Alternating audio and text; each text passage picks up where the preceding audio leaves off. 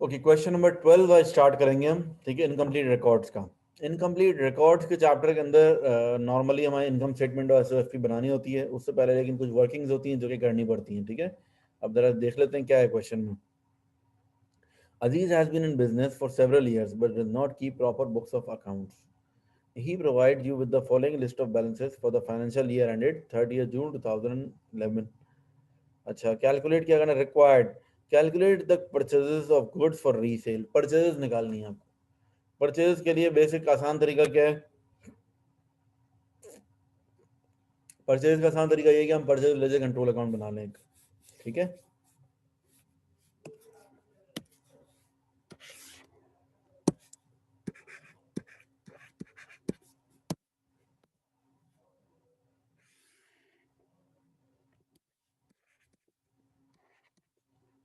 ठीक है। Balance brought down आ जाएगा क्रेडिट साइड पर।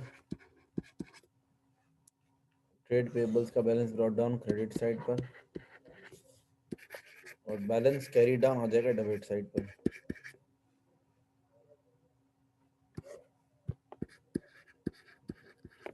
उसके बाद नीचे आ जाएगा क्रेडिट परचेजेस।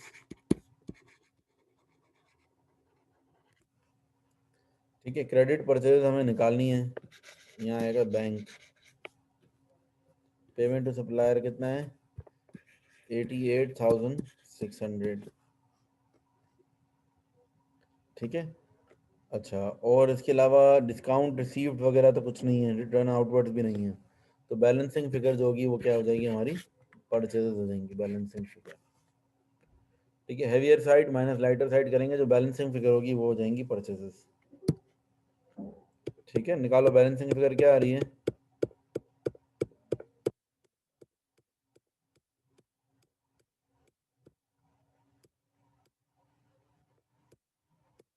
जल्दी देखो एक।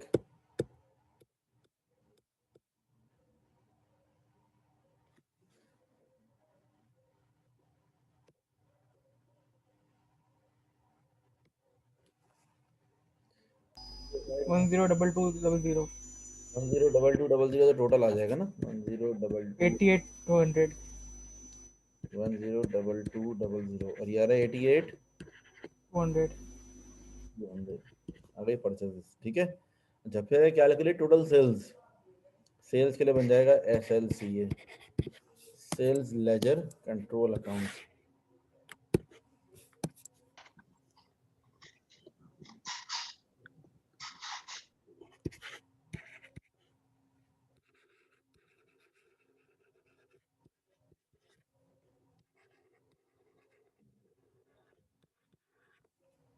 ठीक है, balance brought down.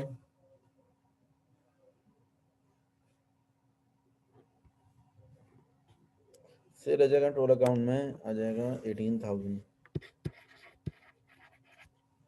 Balance carry down हो जाएगा 20,500। फिर आएगा क्रेडिट सेल्स, और यहाँ पर आएगा बैंक मतलब रिसीट्स। ठीक है, रिसीट्स फ्रॉम कस्टमर्स 132,900। अच्छा, इसके अलावा कुछ डिस्काउंट अलाउड या फिर बैड डेट्स या फिर कोई ऐसी चीज़ नहीं है ना कि सेल रिटर्न जो कि यहाँ पर आया SLCA में। बस बैलेंसिंग फिगर निकाल देंगे हम। क्रेडिट सेल्स 153400 153400 और 135400। ठीक है, सही है।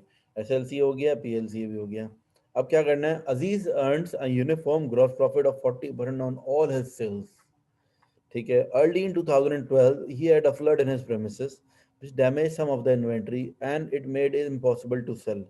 He has valued remaining inventory at a selling price of 14,000. Calculate the cost of inventory destroyed in fire. Cost of inventory destroyed in fire कैसे निकालेंगे? एक काम करते हैं कि हम 40% वाले हिसाब से हम क्लोजिंग इन्वेंट्री निकालते हैं। जो क्लोजिंग इन्वेंट्री आएगी उसको और यहाँ पे जो क्लोजिंग इन्वेंट्री गिवन है उन दोनों को माइनस कर देंगे, जो डिफरेंस होगा वो इन्वेंट्री डिस्ट्रॉय हो गई होगी। ठीक है ना। अगर हम इन्होंने बताया हुआ है कि हमारा जो वो है मार्जिन है वो हमेशा 40% है, gross profit earn the uniform gross profit of 40% on sales. 40% on sales का मतलब मार्जिन 40% का है। छोटा सा इनकम स्टेटमेंट का फॉर्मेट बना लेते हैं। सेल्स हमारी कितनी है? अच्छा, टोटल सेल्स की बात की है यहाँ पर, ये तो मैंने क्रेडिट सेल्स निकाली है। टोटल सेल्स में कैश सेल्स भी आ जाएंगी।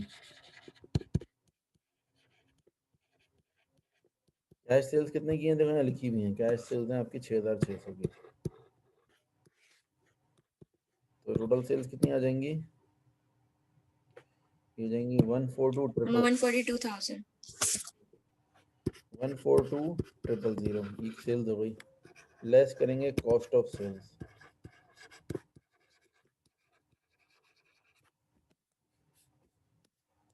ठीक है, अब आएगा opening inventory, then purchases, then closing inventory.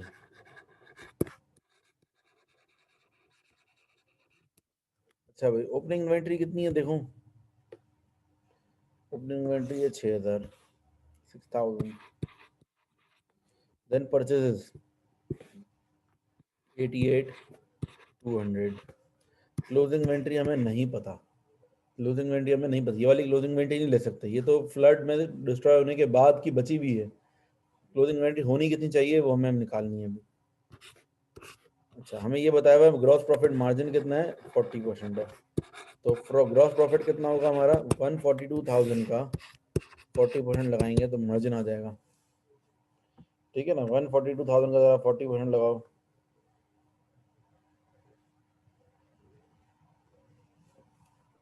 56800 ये हो जाएगा 56800। अच्छा, अब 142,000 में से 56800 माइनस कर देंगे। 85200 85200 कॉस्ट ऑफ सेल्स आ गई। अब इससे बैकवर्ड वर्किंग करके क्लोजिंग इन्वेंट्री निकाल लेंगे। कैसे? देखो, opening inventory plus purchase minus closing inventory is equals to cost of sales आता है। मुझे क्लोजिंग इन्वेंट्री निकालनी है, चाहिए वहाँ चला जाएगा, कॉस्ट ऑफ सेल्स यहाँ आ जाएगा। Opening inventory plus purchase minus cost of sales equals to closing inventory. ये क्लोजिंग इन्वेंट्री कितनी हो जाएगी? 6000 plus 88,200 minus 85,200। Actual closing inventory जो होनी चाहिए मेरी, असल में जो होनी चाहिए थी वो ये, अगर अगर फ्लड नहीं आया होता तो क्लोजिंग इन्वेंट्री होती 9000 की। 9000 लेकिन अगर फ्लड नहीं आया होता तो क्लोजिंग इन्वेंट्री होती 9000। अभी मेरे पास क्लोजिंग इन्वेंट्री कितने की है? मेरे पास 14,000 की, लेकिन वो तो 14,000 तो सेलिंग प्राइस है। ठीक है ना, जा रही है 9,000, 14,000 तो सेलिंग प्राइस। ठीक है, अच्छा, क्लोजिंग इन्वेंट्री कितना है? 14,000। ये क्या है? Selling price. हमें निकालनी क्लोजिंग इन्वेंट्री कॉस्ट प्राइस पर। तो इस 14,000 में से 40% तो उसका प्रॉफिट है।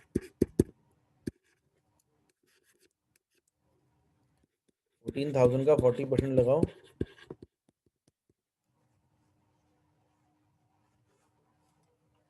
5,600। ठीक है, इसमें प्रॉफिट है।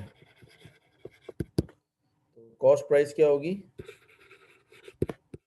Cost price of closing inventory 14,000 minus 5,600, ये है 8,400।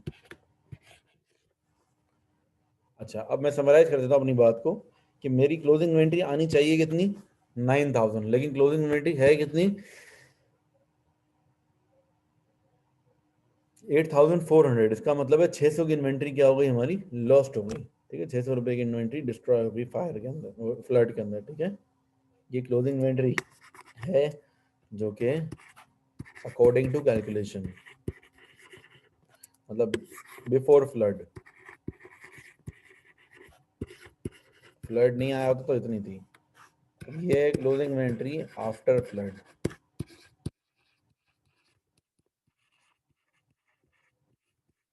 माइनस करेंगे तो 600 रुपए का आएगा inventory lost in flood. Lost in flood. ठीक है, इन्वेंट्री लॉस्ट इन फ्लड। ठीक है बच्चों, कोई कंफ्यूजन है? Sir, please explain me this. ये जो आपने सर ये आपने राइट हैंड साइड वाला जो है ना, ये मुझे फिर से समझा दें एक मिनट। ठीक है बेटा, देखो बात ये है, क्लोजिंग इन्वेंट्री 14,000 की थी, वो सेलिंग प्राइस पे थी। क्लोजिंग इन्वेंट्री को अभी भी हम सेलिंग प्राइस पर ही रिकॉर्ड करते हैं। ठीक है। ये 14,000 में सेल 40% का तो प्रॉफिट शामिल था। 14,000 का 40% निकाला, 5,600 आ गया। इसको 40 सही। माइनस कर दिया तो मेरे पास 8,400 आ गया।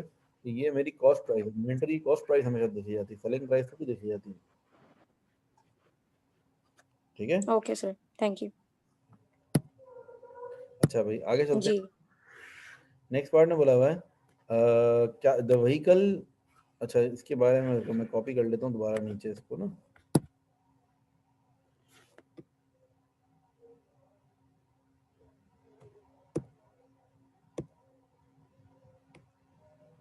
अच्छा जी, ये मैं एक छोटा सा पार्ट जो है यहाँ का दोबारा कॉपी कर लेता हूँ।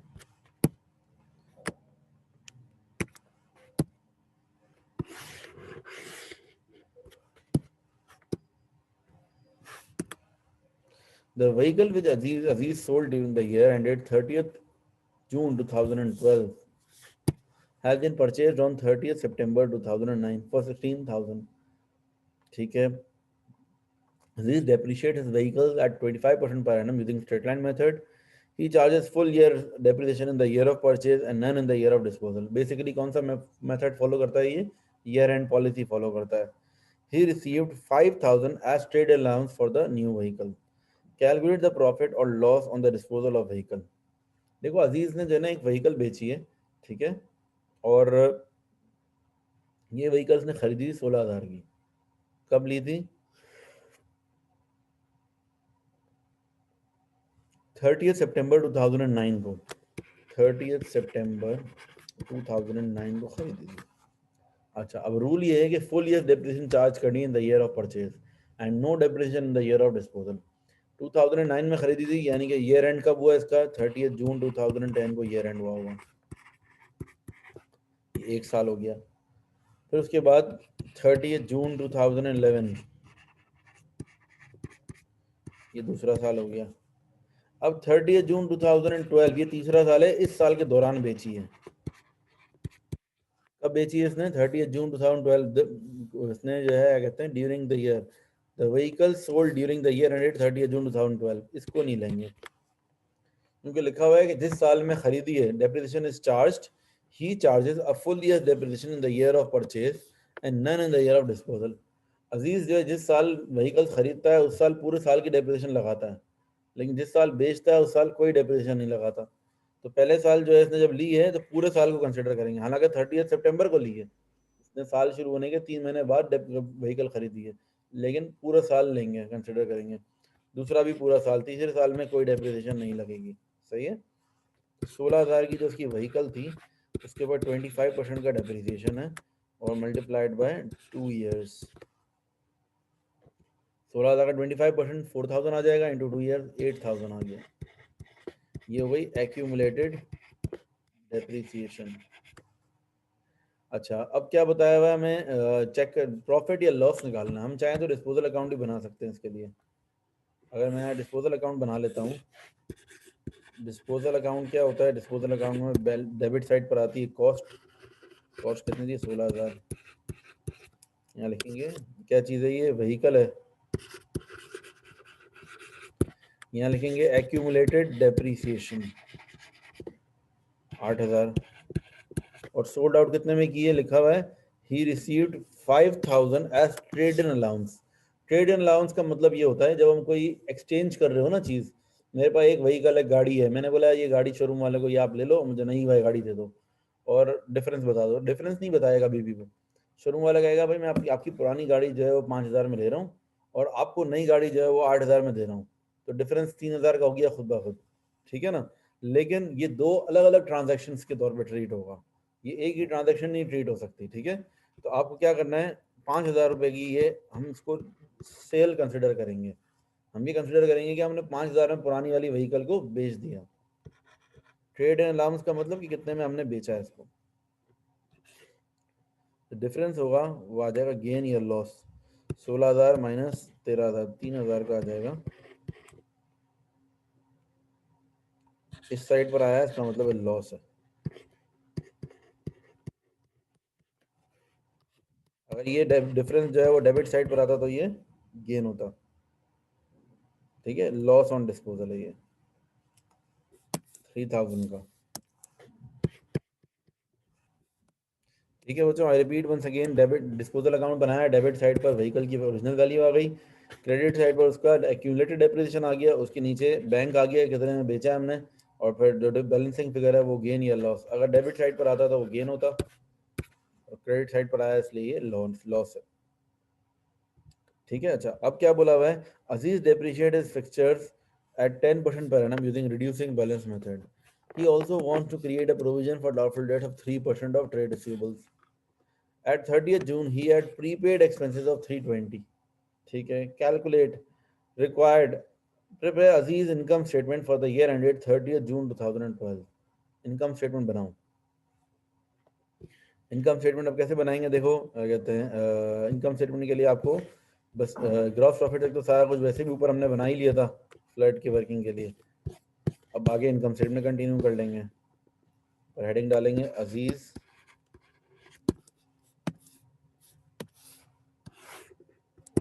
फिर लिखेंगे इनकम स्टेटमेंट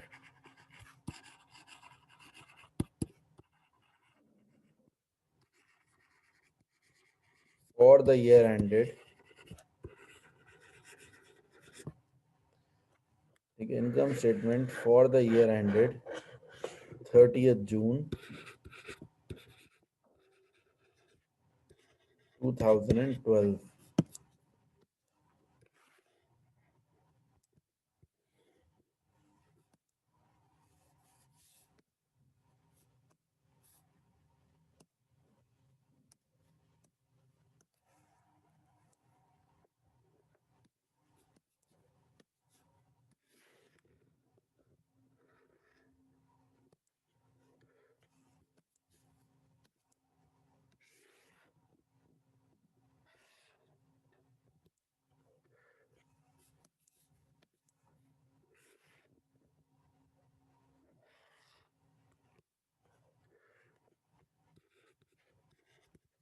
स्टार्ट करेंगे हम सेल्स से। ठीक है, सेल्स कितने की थी ऊपर देख लेते हैं, 142,000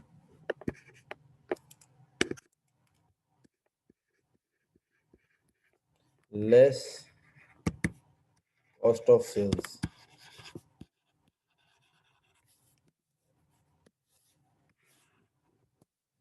ओपनिंग इन्वेंट्री ऐड करेंगे परचेसेस। अच्छा, ओपनिंग इन्वेंट्री कितने की है, ओपनिंग इन्वेंट्री गिवन है क्वेश्चन में 6000, परचेज हैं 88,200। अच्छा, परचेज में से लेस होंगी गुड्स डिस्ट्रॉयड इन फायर,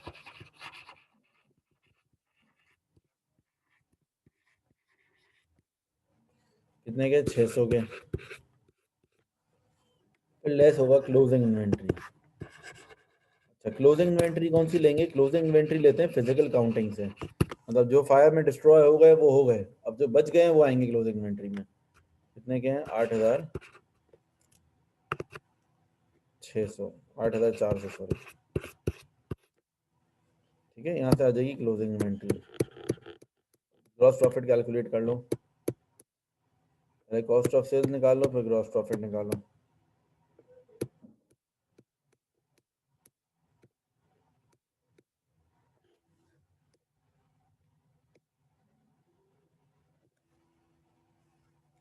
ठीक है,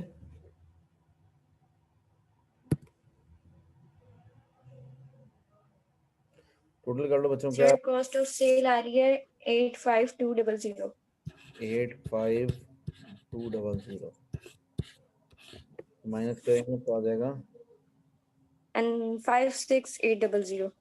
ग्रॉस प्रॉफिट 56800। ठीक है, अच्छा ग्रॉस प्रॉफिट के बाद कोई अदर इनकम तो नहीं है, ये जरा चेक कर लें। नहीं है कोई भी अदर इनकम क्वेश्चन में, ना डिस्काउंट रिसीव्ड है ना डिक्रीज इन डाउटफुल डेट्स है, कुछ भी नहीं है। लेस करेंगे सीधा एक्सपेंसेस, लेस करेंगे एक्सपेंसेस। ठीक है, एक्सपेंसेस कौन कौन से हैं? एक्सपेंसेस जो हैं क्या कहते हैं हमारे पास, ऊपर चेक कर लेते हैं। ये रहे एक्सपेंसेस पेड, 17,400 के एक्सपेंसेस पेड हैं। अच्छा, लेकिन इनके अंदर एक्सपेंसेस पेड में कोई एक्रूड एक्सपेंसेस वगैरह देख लेते हैं, है तो नहीं? ये देखो जरा, एक्रूड एक्सपेंसेस हमारे पास आ रहे हैं, ये रहे 500 के, लेकिन एक्रूड किस में? ये स्टार्ट ओपनिंग बैलेंस में नहीं, 30 जून 2011 को है, 30 जून 2012 को नहीं है, स्टार्ट ऑफ द ईयर में। एक्रूड का रूल क्या होता है? एक्रूड प्लस होते हैं एंडिंग के, और ओपनिंग के माइनस होते हैं। ठीक है ना, ये 500 हमारा माइनस हो जाएगा। कितने का एक्सपेंसेस थे? 17,400 एक्सपेंसेस पेड, 17,400 के थे, माइनस हो जाएगा 500। ठीक है, तो एक तो ये एडजस्टमेंट हो गई, और देख लेते हैं कोई एक्सपेंसेस में एडजस्टमेंट तो नहीं है। अच्छा,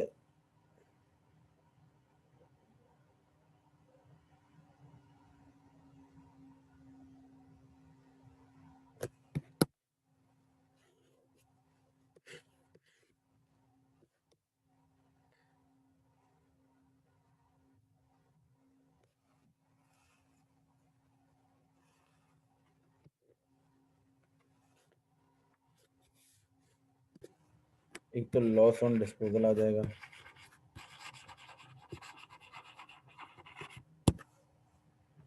3,000 का। तो ये 17,400 माइनस 500 कितना हो गया? ये 16,900। 16,900 ये हो गया। इसके अलावा एक और हमारा ये था, इन्वेंट्री डिस्ट्रॉयड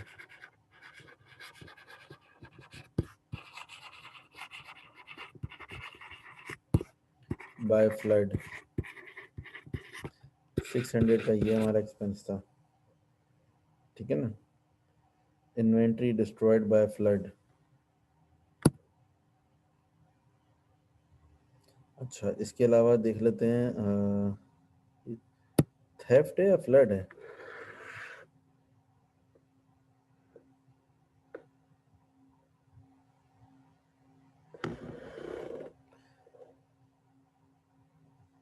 फ्लड है ना, ठीक है। अच्छा भाई, आगे चलते हैं और डेप्रिसिएशन निकाल लेते हैं। प्रोविजन फॉर डाउटफुल डेट्स के बारे में भी कुछ बोला गया क्वेश्चन में। प्रोविजन फॉर डाउटफुल डेट्स के बारे में भी कुछ बोला हुआ था। अजीज ये रहा, he also wants to create a provision for doubtful debt of 3% of trade receivables। Trade receivables की जो वैल्यू है उसका 3% प्रोविजन फॉर डाउटफुल डेट्स हो जाएगा। ठीक है, ट्रेड रिसीवेबल्स की क्लोजिंग वैल्यू गिवन है 20,500। ठीक है, इंक्रीज, अब प्रोविजन जब फर्स्ट टाइम क्रिएट करते हैं तो वो हमेशा इंक्रीज ही कहलाता है, increase in provision doubtful debts, 20,500 का 3%। ठीक है, 615 हो जाएगा ये। इसके अलावा डेप्रिसिएशन,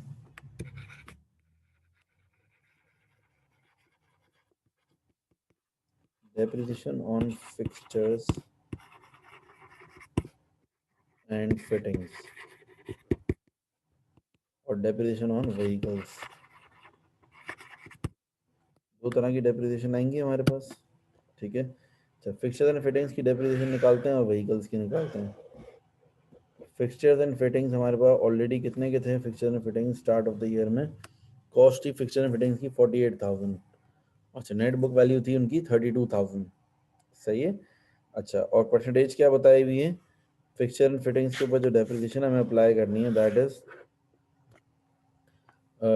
10%। 10% है और रिड्यूसिंग बैलेंस मेथड है। कोई नया फिक्सचर तो नहीं खरीदा, ये ज़रा चेक करना पड़ेगा।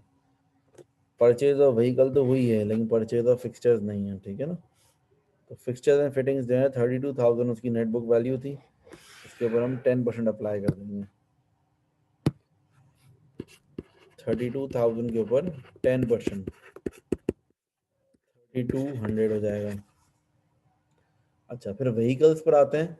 व्हीकल्स के ऊपर क्या है, क्योंकि जो है ना कहते हैं व्हीकल्स में हमने कुछ ऐड भी किया, कुछ खरीदे भी हैं, कुछ बेचे भी हैं व्हीकल्स। ठीक है, व्हीकल्स हमने कुछ खरीदी भी हैं, कुछ बेची भी हैं। पहले एडजस्टमेंट करेंगे, मतलब स्टार्ट ऑफ द ईयर में हमारे पास व्हीकल्स कितने की थी, मोटर व्हीकल्स की कॉस्ट थी 65,000। जो हमने नई खरीदी है मोटर व्हीकल्स वो कितने की हैं, 15,000 की हैं। 65,000 मैं यहाँ पर वर्किंग साइड पर कर लेता हूँ उसकी, ठीक है ना। स्टार्टिंग में हमारे पास थी,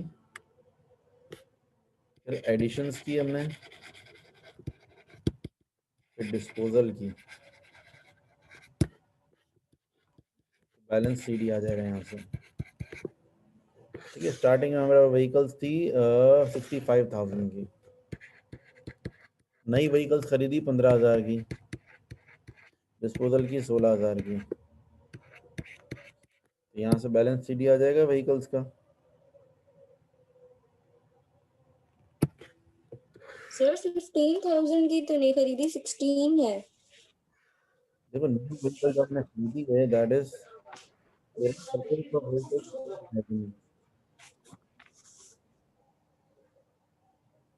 ठीक है। व्हीकल्स हमने एक एक्सचेंज भी की, जब हमने नई व्हीकल खरीदी 15,000 हमने कैश में पे करे, लेकिन पुरानी व्हीकल का हमें जो है एक पार्ट एक्सचेंज भी मिला है। कितने का मिला है, देखो part he received 5,000 as trade and allowance. Trade and allowance भी मिला है 5,000 का। इसका मतलब है न्यू व्हीकल जो मैंने खरीदी है उसकी प्राइस 20,000 होगी ना। ये बात समझ में आ रही है आपको। देखो मैंने जो है नई व्हीकल खरीदी, मुझे 15,000 पे करने पड़े। 15,000 क्यों पे करने पड़े, क्योंकि 5,000 का मुझे क्या मिल गया, मुझे 5,000 का ट्रेड एंड अलाउंस मिल गया। तो इसका मतलब है कि मैंने जो नई व्हीकल खरीदी होगी उसकी असल में जो वैल्यू होगी वो कितनी होगी, 20,000 होगी ना, 20,000 होगी। क्योंकि देखो लिखा हुआ है कि he received 5,000 as trade and allowance. तो न्यू व्हीकल जो है वो 20,000 की है, एडिशन जो है वो 20,000 की होंगी। ठीक है, डिस्पोजल 15,000 की है, जो 16 वो है 16,000 की है। इनको जरा ऐड करेंगे 65 और 20 कितना हो गया, 75, 85 माइनस 16, ये हो जाएगा अप्रोक्सीमेटली आपका 69,000। उसके ऊपर 25% का रेट लगेगा।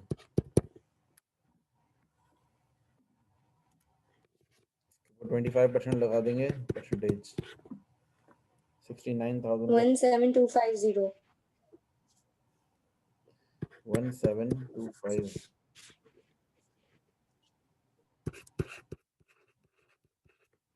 ठीक है, अच्छा जी एक दफा फिर से मैं बता देता हूँ। देखो ये एडिशंस जो है मैंने 20,000 क्यों लिया है, जब हमने व्हीकल्स खरीदी हैं तो पुरानी पहले से व्हीकल्स मेरे पास कितने की थी ये देख लो जरा गौर से। पहले से जो व्हीकल्स थी मेरे पास उसकी वैल्यू थी 65,000। ड्यूरिंग द ईयर यहाँ पे लिखा हुआ है परचेज ऑफ व्हीकल, मैंने व्हीकल्स को परचेज करने के लिए कितनी पेमेंट करी है, 15,000 की पेमेंट करी है। लेकिन जो पुरानी व्हीकल बेची है उसके ऊपर 5,000 का जो है कहते हैं ट्रेड एंड अलाउंस भी मिला है। ठीक है ना, ट्रेड एंड अलाउंस कितने का है, 5,000 का। इसका मतलब क्या है कि मैंने एक्चुअल नई व्हीकल 20,000 की खरीदी होगी, 20 खरीदी होगी, जिसमें 5,000 पुरानी व्हीकल के कैंसिल हो गए, तो 15,000 मैंने एक्चुअली पे कर दिए। ठीक है, अच्छा बच्चों एक और एडजस्टमेंट मुझे यहाँ पर नजर आ रही है, वो ये है कि यहाँ पर देखो हमने जब डिस्पोजल अकाउंट बनाया था तो हमने यहाँ लिखा था कि भाई जो मोटर व्हीकल है उसके हमें 5,000 मिले हैं। लेकिन देखो दो चीज़ें हैं यहाँ पर, ज़रा गौर से आप लोग देखें, तो जो टी अकाउंट बना हुआ है, जो बैंक का टी अकाउंट है, इसके अंदर 3600 का कैश भी मिला है, sale of old motor vehicle. ये देखो जरा, जो मोटर व्हीकल हमने जो है बेची है उसके बदले में क्या हो रहा है, 5,000 रुपये का तो नई व्हीकल में एडजस्ट किया उसने, लेकिन 3600 उसने हमें कैश में भी दिए हैं। तो मतलब मोटर व्हीकल एक्चुअली जो है हमारी कितने की बिकी है, मतलब 3600 और 5,000, मतलब 5,000 और 3600, 8,600 की मोटर व्हीकल्स बिकी हैं। ठीक है ना, तो इसमें एक्चुअली गेन गेन हो रहा है लॉस की जगह, बल्कि अगर हम इसको ऐड करें ये कितना हो जाएगा, 8,000 और 8,600, 16,600 हो जाएगा। ये एक और एडजस्टमेंट यहाँ पर अभी मैंने देखी कोने पर, यहाँ देखो जरा गौर से, ये जो है मोटर व्हीकल्स डेबिट साइड पर आ रहा है, sale of old motor vehicle 3600। इसका मतलब क्या है, 5,000 रुपये का जो है हमने ट्रेड एंड अलाउंस तो मिला ही मिला है, लेकिन साथ में 3600 कैश में भी पैसे मिले हैं। तो मतलब मोटर व्हीकल हमने 5,000 और 3600 8,600 की बेची है। ठीक है ना, सेलिंग प्राइस की 8,600 है। एक तरह से 600 600 का ये गेन हो गया, गेन ऑन डिस्पोजल हो गया, लॉस ऑन डिस्पोजल नहीं हो रहा इसमें, ठीक है ना। मोटर व्हीकल का गेन ऑन डिस्पोजल है, 6000 ऐड कर देंगे यहाँ पर, गेन ऑन डिस्पोजल 600 नहीं है?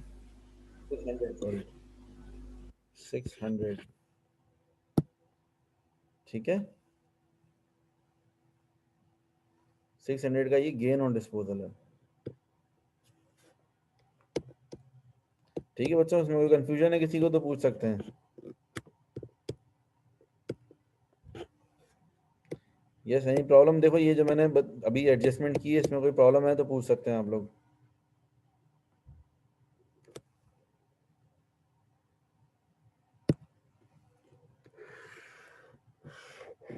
ठीक है,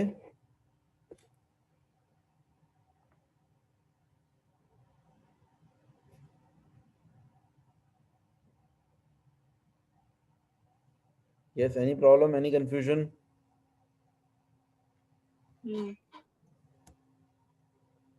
चलो टोटल कर लो उसको फिर।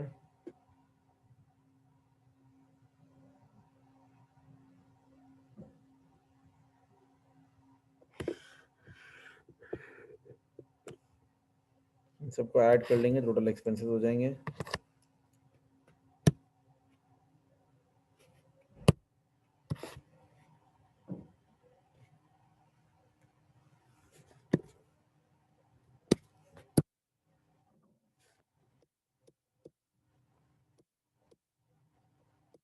टोटल क्या आ रहा है बेटा, टोटल करो। 38565।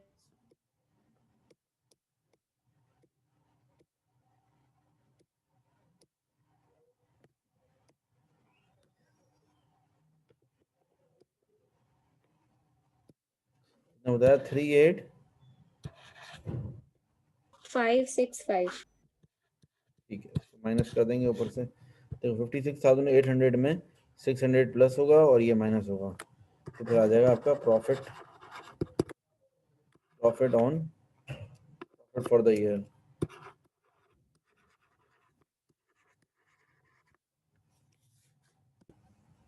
18835 आ गया हमारा प्रॉफिट, ठीक है। मैंने थोड़ा सा जो है ना एडजस्टमेंट इसके अंदर डिफिकल्ट आई है, इस वजह से मैं रुका हुआ हूँ, ताकि आराम आराम से आप लोग कॉपी कर लो, कंफ्यूजन है तो डिस्कस कर सकते हैं। एक और एडजस्टमेंट है, देखो at 30 June he had a prepaid expenses of 320, prepaid expenses भी हैं, एक्रूड एक्सपेंसेस हैं 500 के और प्रीपेड भी हैं 320 के, इसको माइनस करेंगे, ठीक है ना। थोड़ी सी वैल्यूज चेंज होंगी, देखो यहाँ लिखा हुआ है प्रीपेड एक्सपेंसेस ऑफ 320, ठीक है ना। बस 16900 माइनस 320 आएगा 16580, 38565 में 320 और कम हो जाएगा, 38245,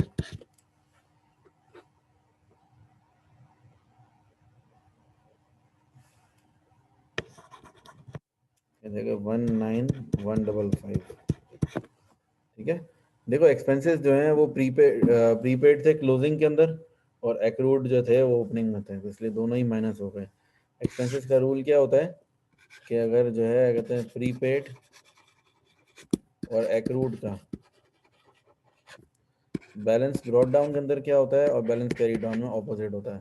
प्रीपेड जो है बैलेंस कैरी डाउन में माइनस होता है और एक्रूड ऐड होता है, और ब्रॉड डाउन में ऑपोजिट होता है, ये प्लस होता है और ये माइनस होता है, ठीक है। इस क्वेश्चन में क्या था, इस क्वेश्चन में दोनों क्यों माइनस हुए, क्योंकि जो है बैलेंस ब्रॉड डाउन में वो एक्रूड था, बैलेंस ब्रॉड डाउन में एक्रूड था, बैलेंस कैरी डाउन में प्रीपेड था, स्टार्टिंग में एक्रूड था और एंड में प्रीपेड था। इसका मतलब है ये दोनों माइनस हुए, तो ये बस एडजस्टमेंट थी, यहाँ तक कंप्लीट हो गया क्वेश्चन पूरा। अच्छा, अब इसमें कोई भी परेशानी है, वो कन्फ्यूजन हो तो आप लोग पहले मुझसे डिस्कस कर सकते हैं। देखो प्रीपेड और एक्रूड का रूल ये होता है कि प्रीपेड जो है अगर ओपनिंग में स्टार्टिंग में प्रीपेड हो तो वो प्लस होता है और एंडिंग का प्रीपेड माइनस होता है, और एक्रूड का रूल ये है कि स्टार्टिंग वाला माइनस होता है और एंडिंग में अगर हो तो प्लस होता है। अगर हम क्वेश्चन में देखें तो यहाँ देखो ज़रा गौर से, ये क्या है 30 जून 2011, 2011 के अंदर क्या है, ये एक्रूड एक्सपेंसेस हैं 500 के। अच्छा, इसी तरीके से जो है कहते हैं, जो हमने यहाँ पर पढ़ा एंड में, यहाँ लिखा हुआ था कहते हैं, देखो ये कहाँ पर, यहाँ रीड किया हमने, at 30th June 2012 he had prepaid expenses of 320। ठीक है ना, प्रीपेड एक्सपेंसेस ऑफ 320, तो मतलब ये क्या है, 30th June 2012 को ये बैलेंस शीट क्लोजिंग की बात हो रही है, क्लोजिंग का प्रीपेड है। और वो क्या था, 30th June 2011 ओपनिंग का ये था एक्रूड। ठीक है, तो उस हिसाब से रूल्स फॉलो होंगे। ओपनिंग का एक्रूड हमेशा माइनस होता है और क्लोजिंग का प्रीपेड भी माइनस होता है, दोनों ही माइनस करेंगे। 17,400 में से 500 और 320 दोनों माइनस होंगे, तो ये वैल्यू आ जाएगी और उसको फिर सॉल्व कर लिया हमने। सही है। तो यहाँ तक इनकम स्टेटमेंट हो गई कंप्लीट। अच्छा, और कोई पार्ट नहीं है इस क्वेश्चन का, बस इनकम स्टेटमेंट तक ही करना था। ठीक है बच्चों, आज के लिए फिर इतना ही रखेंगे। ठीक है।